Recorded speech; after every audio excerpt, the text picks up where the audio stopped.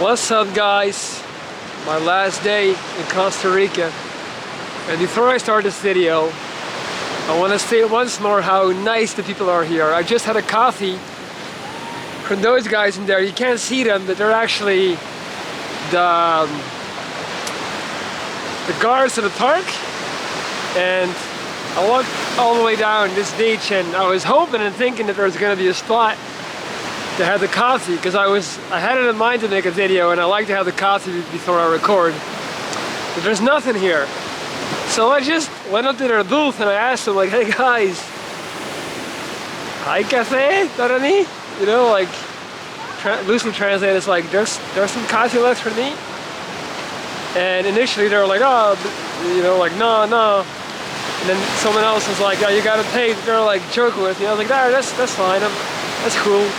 And then they called me back, they're like, hermano, we'll make you a coffee. And they just made me the best coffee that I had, just looking at the Caribbean Ocean. Caribbean Sea or Ocean, I still haven't figured that one out. Anyway, this place where I'm at is called Manzanillo, and it's as close as you can possibly get to the Panama border with Costa Rica. So, last video in Costa Rica, and a great opportunity for me to reflect on my thoughts, my emotions, the things I've learned, and to try and, you know, just make a little summary for you guys.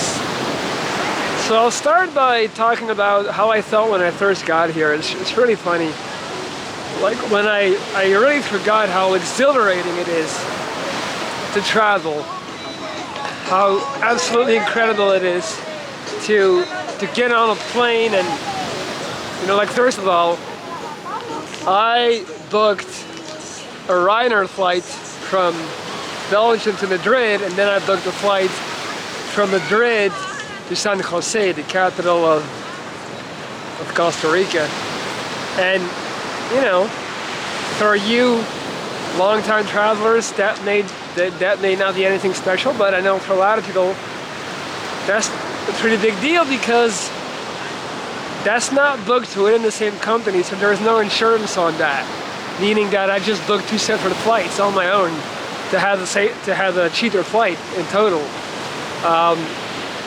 But I only had 2.5 hours of margin in Madrid, which means that if that first Ryanair flight is delayed or gets cancelled for whatever reason, which does actually happen, guys, way more than you think, that would have been it, you know? So even just like getting through the initial steps of making the flights, my plan, my itinerary running smoothly, it just gave me this thrill and like, yeah, I'm doing it. The plan is working, right? Like, I'm getting there. And then when I landed in San Jose, it was chaos, because I get out of this airport and there's just like 50 hyenas yelling at you, taxi, taxi, taxi. And I was like, oh shit, I wasn't prepared for this. And, you know, like, it's late. You spend more than 15 hours on the plane, so you can't think anymore. And then you got to deal with all these illegal taxi drivers. So I declined all the offers and tried to scope out the situation, thinking I was being smart, thinking I was outwitting them, until I found this guy that looked really trustworthy and decent. He had a nice button-up shirt on. So I asked him, like, yo, can you hook me up to the taxi? He's like, yeah, sure. But again, they're smarter than you. I'm not the third gringo to show up and think that I'm smart, like, not immediately, you know, saying yes to the first guy that walks up. So then what he did was, after I had already made the commitment to get a cab ride from him, all of a sudden he's already, you know, like, so he's referring me to this other dude that looks mad shady, you know?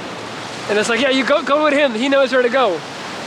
And at that point, they play on your inability to say no, and they play on your inability to be like, hold on, like, I didn't you know, I wasn't talking to that guy, I was talking to you. I thought you were gonna, you know, so all these things are going through your head. It's all happening very quick, like they're kind of rushing you into the cab.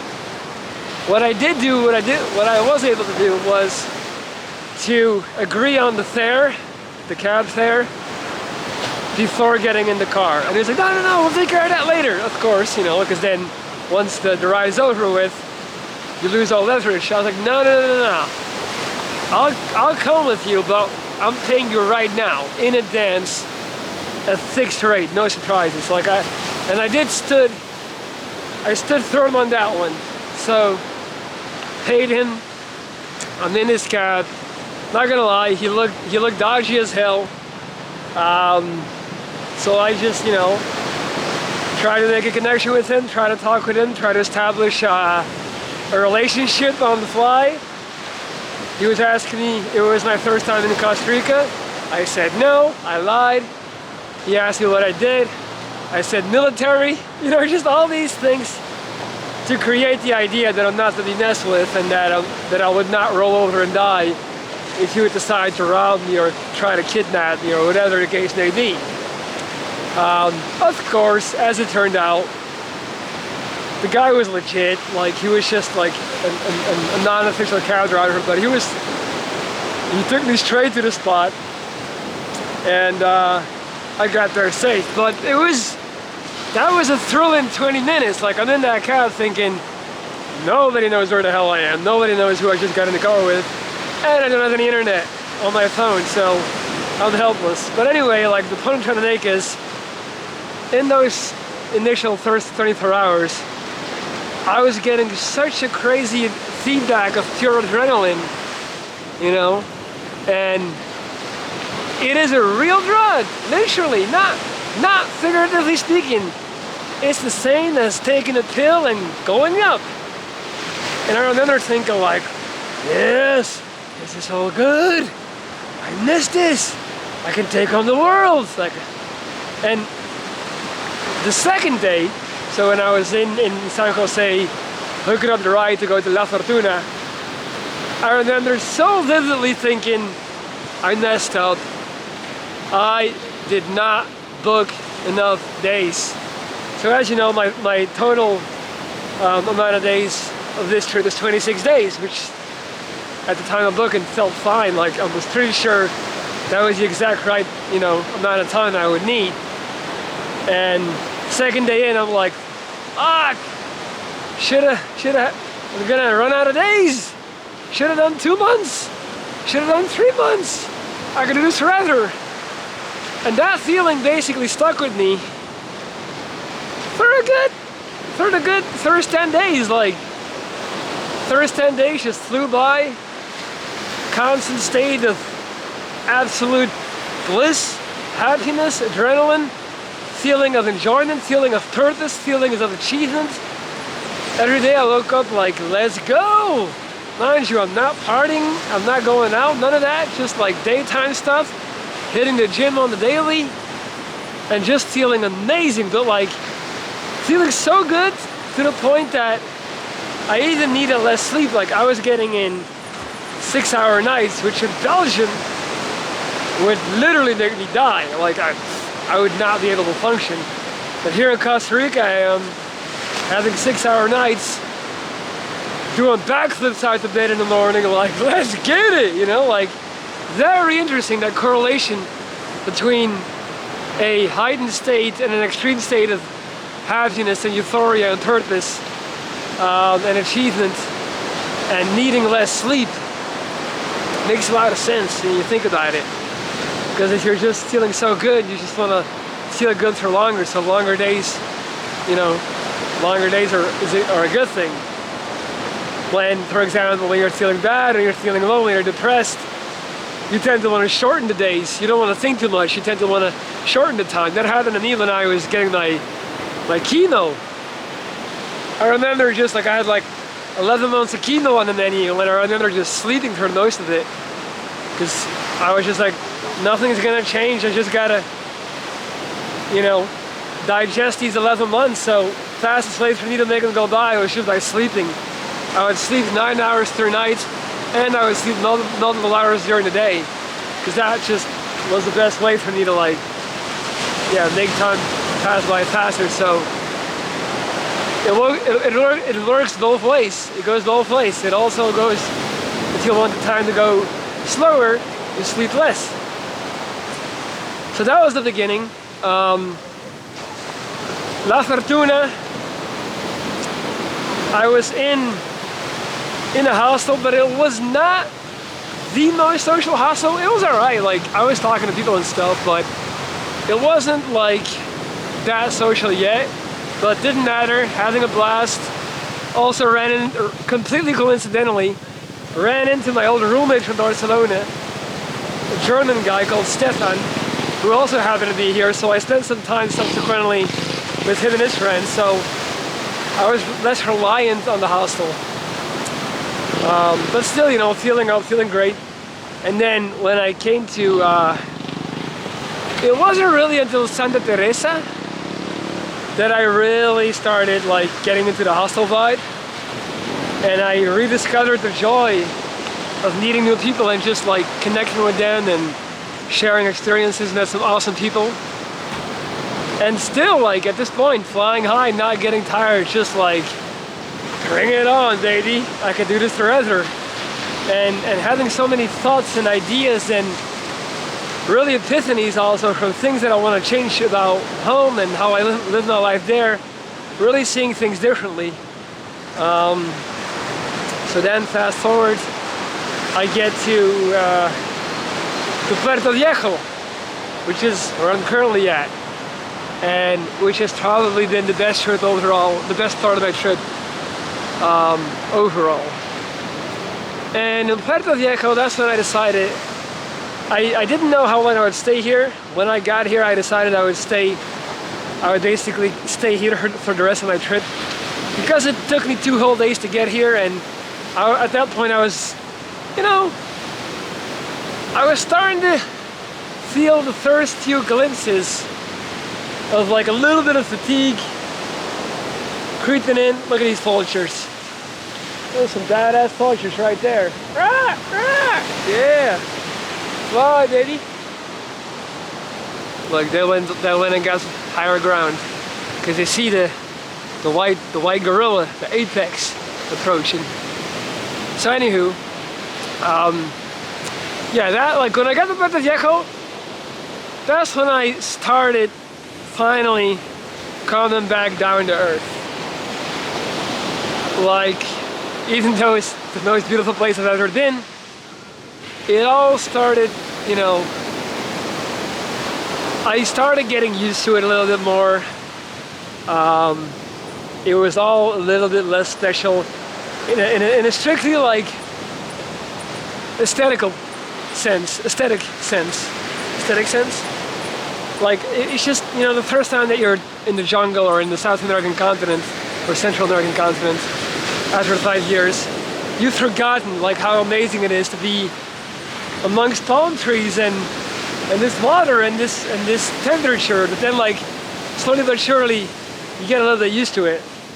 And I'm really happy that I took that time to stay on Puerto Viejo, because it allowed me to slow down and come back like and be more centered again.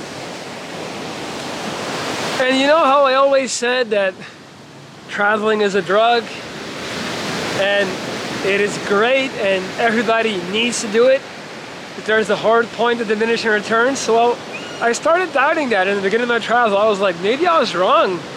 Maybe this is the highest purpose you can have.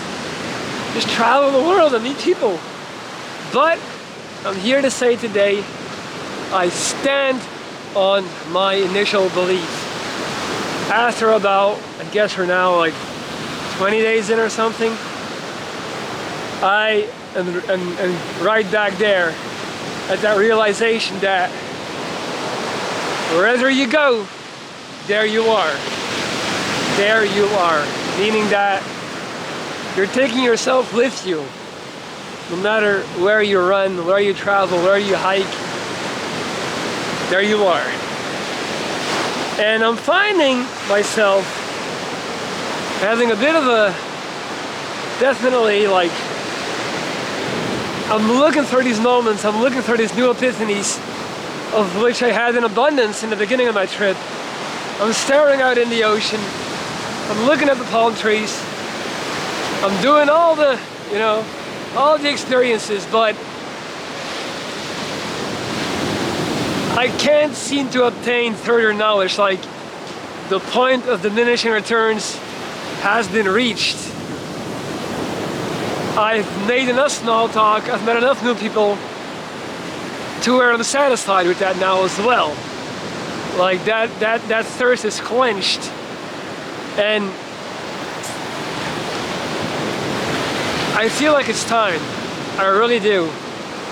And would you lying if I said that I don't feel a strong sense of pride through the fact that when planning this trip, I did do it pretty damn good, because like, I guess for sure there's a factor of me knowing that it's older, so subconsciously wanting to convince myself that it's a good time for it to be older, but still, like, it feels just right. Like, it feels just long enough. I've done my thing in Costa Rica. I have enjoyed it to the fullest. Might have been, it's definitely a top 3 travel of my life. Might be the best. Like, it's been amazing, it's been perfect. But it's time. I'm missing Belgium, I'm missing, you know, when I got back home, but more importantly, I'm missing that purpose, that drive to initiate this next chapter. I can no longer float and go see sights and go watch another sunset and go have another hostel talk about how long you've been here, where you're going next, comparing cultures, all that. Like, I've had enough of it, and it's great. It's perfect. It's just the way I feel that it should be.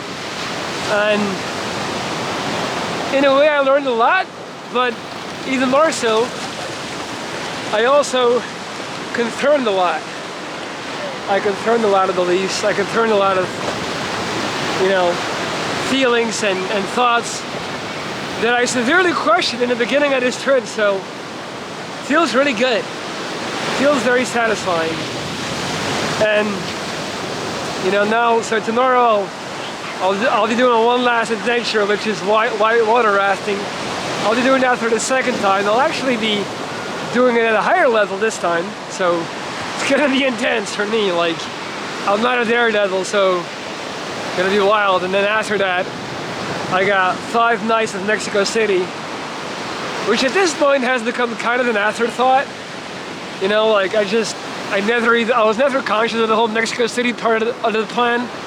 It was more like a rational thing where it was like, well, I'm already in that area, might as well add another experience and location and country and culture to the mix, because I don't have to pay that much. Like, it's a very cheap flight to get there, and you know, that's why I'm doing it. So let's see what awaits for me in Mexico City. I mean, honestly, I'll be staying at a hostel in the dorm, so I'm just expecting like a few party nights. I haven't partied here, so I figured I might as well go out with a bang, party there, and then drag my carcass back to Belgium into the back cave so I can rest and recover, get back into training.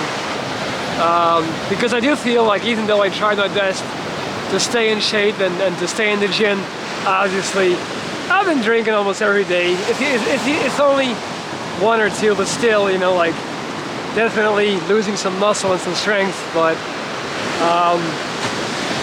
I'm about 1.5 protein tubs in. So if you're wondering what's my secret, like, I'm happy with the physique, by the way. Like, don't get me wrong, I'm happy. I don't think I necessarily lost size, I just put on fat, you know. But yeah, what's the secret? I literally took 1 kilo of protein with me in my backpack from home, and then that was finished in about, I think, 10 days, because I was having 2 40-gram shakes a day. And then I just bought another tub of protein, vegan protein, in San Jose, which was not expensive, by the way. Like, it was like $50 for a tub. I paid 20 back home. But I was like, ah, damn it.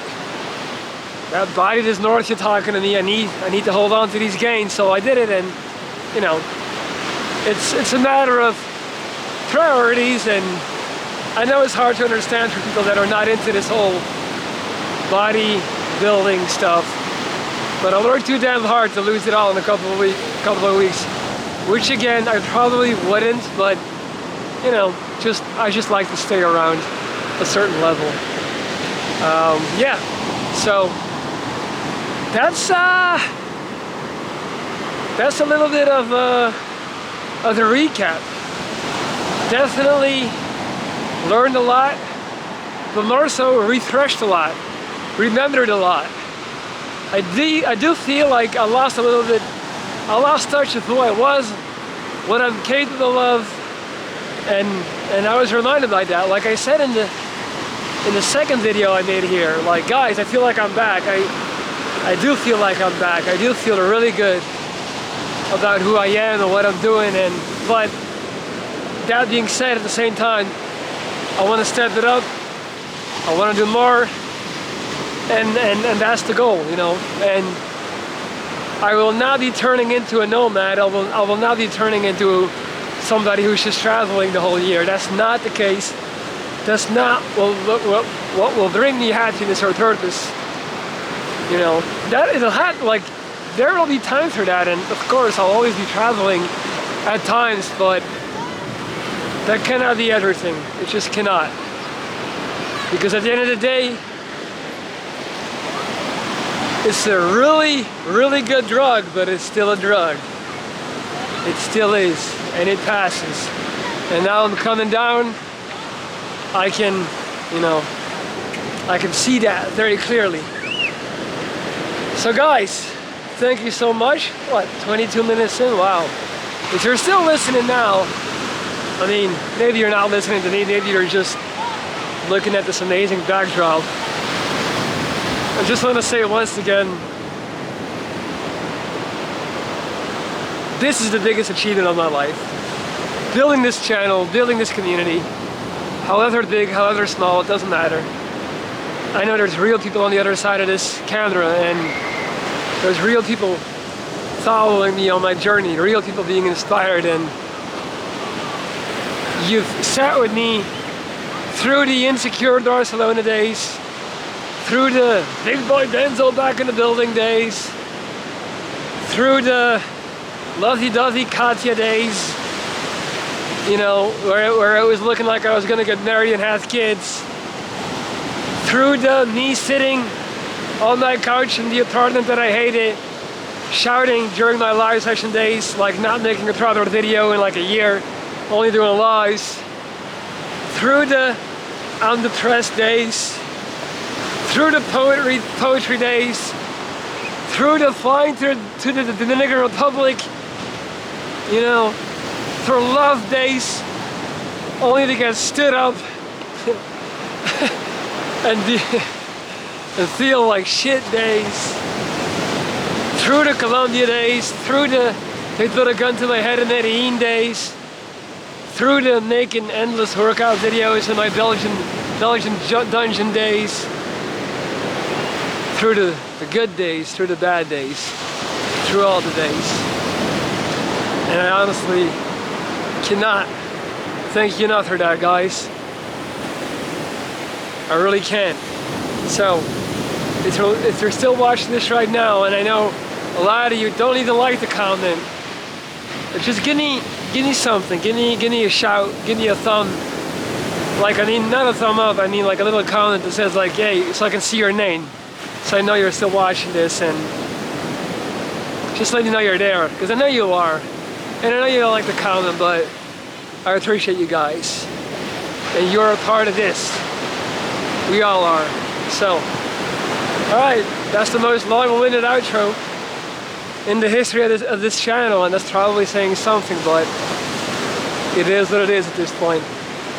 Man, that coffee they made me, that's some good stuff. Gotta love it, man. People here are just amazing. I'm gonna take a bus ride home, take a bus ride back to Puerto Viejo, listening to some music, just vibing out, being grateful, and all that. Once again, guys, thank you, and I'll catch you probably in Mexico next time you see me. If I decide to vlog there, because one last thing, I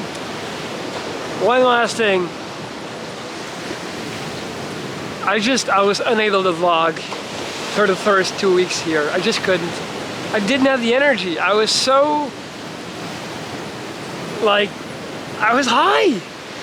It's like asking me to vlog while being stoned or drunk. Like, I couldn't collect my thoughts. They kept racing. I was like, no, I can't. I didn't even want to do it. Like, I remember at some point I was thinking, why the hell did I bring my camera and my MacBook? It doesn't make any sense because I'm not going to be vlogging this whole trip. I don't want to. I can't. I'm not able to. And then luckily, things slowed down, things calmed down, and I'm able to make these videos, which are probably even more important for me than they are for you. Alright, now I'm already done. Thank you guys. Have a beautiful day. Peace out.